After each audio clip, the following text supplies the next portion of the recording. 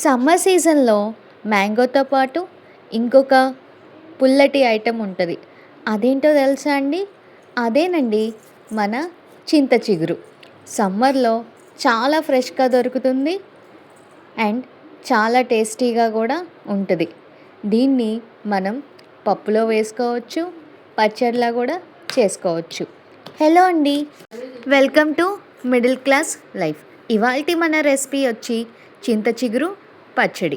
దీనికోసం మనకి కావాల్సినవి చింత చిగురు, ఎండుమిరపకాయలు, ధనియాలు, జీలకర్ర, మినప్ప, వెల్లుల్లిపాయలు, ఆనియన్, కరివేపాకు, తాలింపు దినుసులు, ఇంగువ.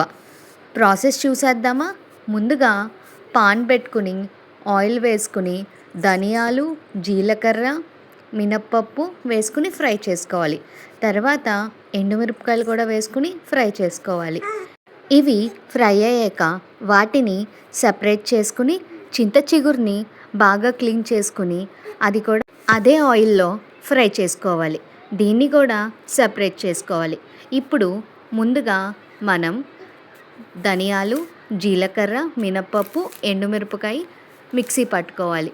తర్వాత 3 వెల్లుల్లి రెబ్బలు వేసుకుని మిక్సీ పట్టుకోవాలి. ఇప్పుడు మనం వేయించుకున్న చింత చిగురు, ఈ చింత చిగురు మనకి కొంచెం వాటరీగానే ఉండాలండి. అప్పుడు మనం మిక్సీ పట్టుకుంటే మెత్తగా అవుతుంది. అది కూడా వేసుకుని మిక్సీ పట్టుకోవాలండి. ఇప్పుడు మిక్సీ పట్టాక వేరొక పాన్ తీసుకుని దాంట్లో ఆయిల్ వేసుకుని తాలింపు దినుసులు, కరివేపాకు, ఆనియన్ వేసుకుని ఫ్రై చేసుకోవాలి. కొంచెం ఫ్రై అయ్యాక ఇంగువ కూడా వేసుకుని ఫ్రై చేసుకోవాలి. ఇప్పుడు మనం మిక్సీ పట్టుకున్న చింత చిగురు పచ్చడిని దాంట్లో వేసుకుని ఒక్కసారి కలపెట్టుకుంటే మనకి టేస్టీ చింత చిగురు పచ్చడి రెడీ అండి. మనం దీన్ని హాట్ రైస్తో సర్వ్ చేసుకుంటే నెయ్యి వేసుకుని చాలా టేస్టీగా ఉంటుంది. చింత చిగురు వల్ల బెనిఫిట్స్ తెలుసుకుందామా? చింత చిగురు తినటం వల్ల మనకి విటమిన్ సి అనేది పెరుగుతుంది, డైజెషన్ అనేది పెరుగుతుంది అండ్ మనకి ఇమ్యూనిటీ కూడా బిల్డ్ చేస్తుంది. మరికొన్ని ఇలాంటి రెసిపీస్ కోసం please follow middle class life. చూడండి, రైస్లో ఈ పచ్చడి ఎలా కలిసిపోయిందో.